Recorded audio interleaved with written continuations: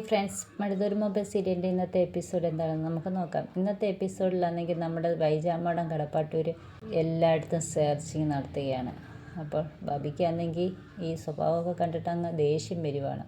എന്നിട്ട് വൈജാമടം അവിടെ എല്ലാം പരിശോധന നടത്തിയിട്ട് അവസാനം ലാപ്ടോപ്പ് എടുത്തുകൊണ്ട് വന്നിട്ട് അതിൽ നോക്കിയിട്ട് പറയും, ഞാൻ ഇവിടെ വന്നത് തന്നെ പ്രധാന കാര്യം അവൾക്ക് എന്തൊക്കെ കൊടുത്തു വിട്ടു എന്നുള്ളത് എനിക്കറിയണമായിരുന്നു. അവൾക്ക് 15 ലക്ഷം രൂപയുടെ ഗോൾഡും 17,000 രൂപയുടെ ഡ്രസ്സും വാങ്ങിച്ചു കൊടുക്കാനുള്ള എന്ത് ബന്ധമാണ് ബാലചന്ദ്രനും ആ വേലക്കാരിയായ അലീനയും തമ്മിൽ? അതെനിക്കറിയണം. എന്ത് കാര്യത്തിനാണ് 15 ലക്ഷം രൂപയുടെ ഗോൾഡ് അവൾക്ക് കൊടുത്തത്, 17,000 രൂപയുടെ ഡ്രസ്സും കൊടുത്തത്?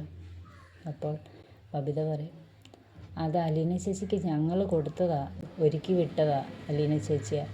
എല്ലാം പറയും, അവളിവിടുന്ന് അടിച്ചു മാറ്റിക്കൊണ്ടുപോയ, അവളിവിടുന്ന് ബാലേന്ദ്രൻ്റെ നിന്ന് അടിച്ചു മാറ്റിക്കൊണ്ടുപോയതാ.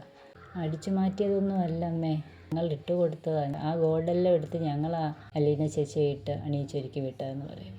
അപ്പോൾ പറയും, ഇത്രയും ക്യാഷ് മുടക്കാൻ വേണ്ടി എന്ത് ബന്ധം ബാലചന്ദ്രൻ ആ വേലക്കാരിയുമായിട്ടുള്ളത് എന്ന് ചോദിക്കും.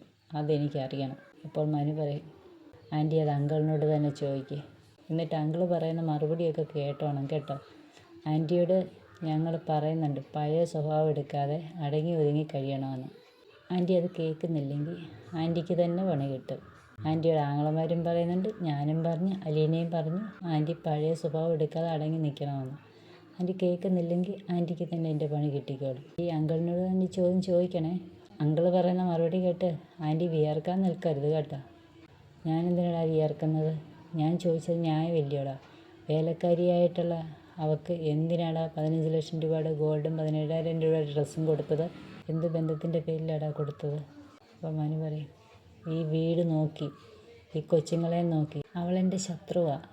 അവൾ എൻ്റെ ഭർത്താവിനെ, എൻ്റെ മക്കളെ എന്നിൽ നിന്ന് അകറ്റിയ ശത്രുവാണ് അവൾക്ക് എന്തിനു കൊടുത്തു ഈ 15 ലക്ഷം രൂപയുടെ ഗോൾഡും 17,000 രൂപയുടെ ഡ്രസ്സും എന്ന് വൈജ പറയും. അപ്പോൾ മനു പറയും, ഇതെല്ലാം അങ്കിളിനോട് തന്നെ ചോദിക്കണേ. അലീന ഇറങ്ങി കിച്ചണിലൊക്കെ വന്ന് അവരെയൊക്കെ കാണും. അപ്പോൾ അവരോടൊക്കെ സംസാരിക്കും, അവരിങ്ങനെ നിൽക്കും. അപ്പോൾ അലീന ചോദിക്കും, ഞാൻ എന്തെങ്കിലും ഹെൽപ്പ് ചെയ്യണോ, ഞാനിത് ചെയ്യട്ടെ എന്നൊക്കെ ചോദിക്കും. അന്നേരം പറയും, ഒന്നും വേണ്ട. എൻ്റെ ഒപ്പം പറയും, ഞാൻ ഇവിടെയൊക്കെ കൊണ്ട് കാണിക്കാം. അന്നേരം പറഞ്ഞ്, വേണ്ട, ഞാൻ ഇവിടെയൊക്കെ നടന്ന് കണ്ടോളാം എന്ന് പറയും. എന്നിട്ട് പിന്നെ പട്ടികളുടെ ഇരിക്കുകയൊക്കെ പോവും, അതിനോടൊക്കെ സംസാരിക്കുകയും സ്നേഹപ്രകടനമൊക്കെ കഴിഞ്ഞിട്ട് വന്നിട്ട് അലീന അങ്ങനെ ഓരോ റൂമും ഒക്കെ കണ്ട് വന്ന് നമ്മുടെ സ്റ്റാൻലിയുടെ റൂമിൽ ചെന്ന് കയറും. അപ്പോൾ ഡോർ തുറന്നകത്തോട്ട് ചെല്ലുമ്പോൾ സ്റ്റാൻലി ആണെങ്കിൽ മദ്യം കഴിച്ചുകൊണ്ടിരിക്കുക. അത് കാണുമ്പോൾ അലീന ബൈക്കിലോട്ട് അങ്ങ് ഇറങ്ങും. അപ്പോൾ സ്റ്റാൻലി വിളിക്കും, അലീന എന്തിനാ വന്നേ, അകത്തേക്ക് വരൂ, ഇവിടെയൊക്കെ കാണിക്കാൻ ആൻ്റെ ഒപ്പം വന്നില്ലേ? അന്നേരം പറഞ്ഞു, അതിൻ്റെ ഒന്നും ആവശ്യമില്ല, ഞാൻ തന്നെ നോക്കി കണ്ടോളാം. പിന്നെ എനിക്കിവിടെ ഇങ്ങനെ ഒറ്റയ്ക്ക് ഒതുങ്ങി ഇങ്ങനെ ഒന്നും ചെയ്യാതൊക്കെ ഇരിക്കുന്ന ശീലമില്ല. ഞാൻ എന്തെങ്കിലുമൊക്കെ ജോലി ചെയ്തുകൊണ്ടൊക്കെ ഇരുന്നിട്ടുള്ളത് എന്ന് പറയും. അന്നേരം പറയും, ഇവിടെ അങ്ങനൊന്നും ഇല്ല, ഇവിടെ ഒരു ജോലിയില്ല, അലീന ഇവിടെ ഒരു ജോലിയും ചെയ്യേണ്ട ആവശ്യമില്ല എന്നൊക്കെ പറയും. വീട്ടിലിരുന്ന് ഇങ്ങനെ മദ്യം കഴിക്കുന്നതൊന്നും നല്ല കാര്യമല്ല. സ്റ്റാൻലിക്ക് ഇഷ്ടപ്പെട്ടില്ലെങ്കിലും സ്റ്റാൻലി അത് പറയാതെ സ്റ്റാൻലി ഇനി അങ്ങനെയൊന്നും ആവാതെ നോക്കാം എന്ന് പറയും.